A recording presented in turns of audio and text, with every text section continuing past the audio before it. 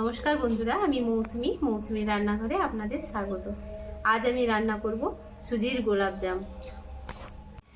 কড়াই গরম হয়ে গেছে, তাতে আমি 2 চামচ ঘি দিয়ে দিব।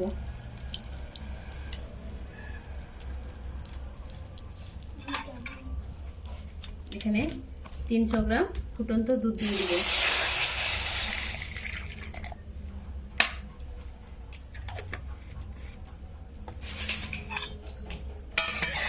এভাবেই হালকাভাবে নাড়তে নাড়তে ঘি ও দুধ ভালোভাবে মিশিয়ে নিব।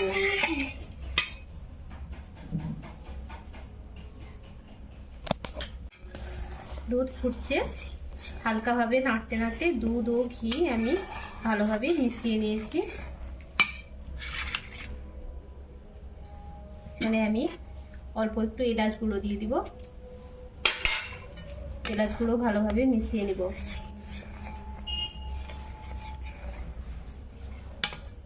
এখানে 1 কাপ সুজি নিয়ে নিয়েছি।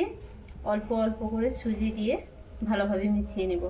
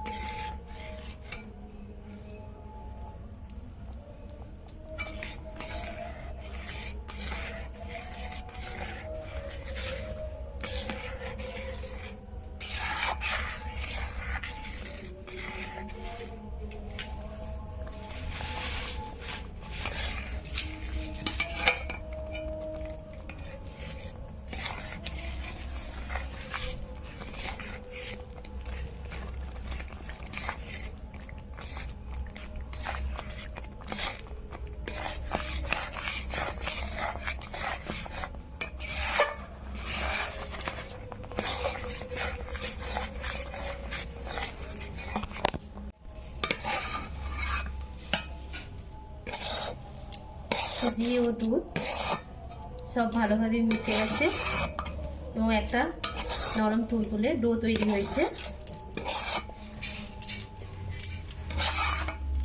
এবার আমি এটা নামিয়ে ঠান্ডা করে নিব। এখানে আমি 1.5 কাপ চিনি দিয়ে দিব।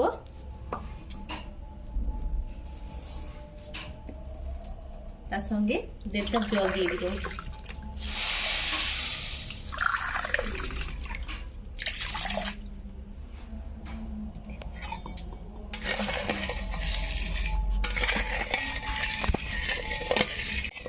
এইভাবে অল্প আঁচে নাড়তে থাকবো এবং এখানে এইরকম চিনির কেকটা রেডি করে নেব।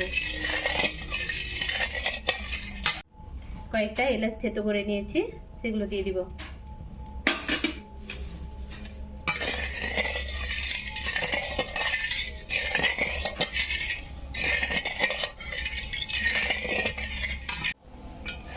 চিনির সিরাপ একদমই তৈরি হয়ে গেছে, চিটচিটে ভাব চলে এসেছে।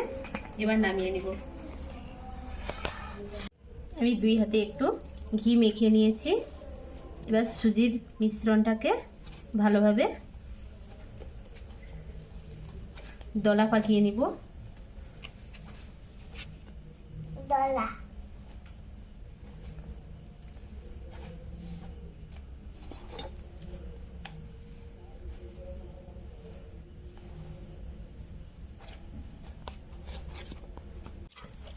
কিছুক্ষণ এইভাবেই ভালোভাবে ফেসে নিয়েছি। এবার আবারও হাতে একটু ঘি লাগিয়ে নিব এবং ছোট ছোট বলের মতো শেপ দিয়ে নিব।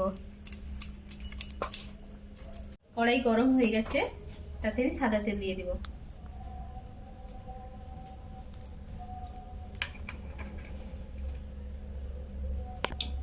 তেল গরম হয়ে গেছে, এবার আমি বলের আকৃতি গোলাপ জামুনগুলো দিয়ে দিব।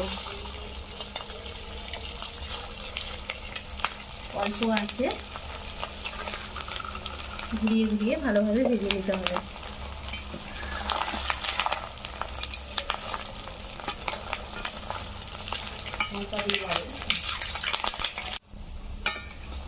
এভাবেই আমি সবগুলোকে লাল লাল করে ভেজে নিয়েছি।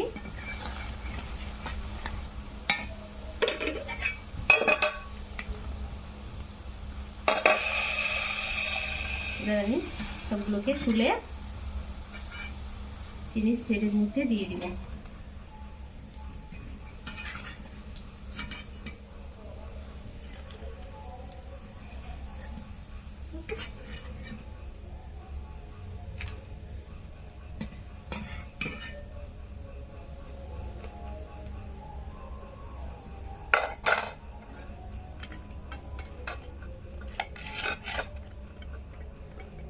এভাবেই 2 থেকে 3 ঘন্টা ঢাকা দিয়ে রেখে দেব।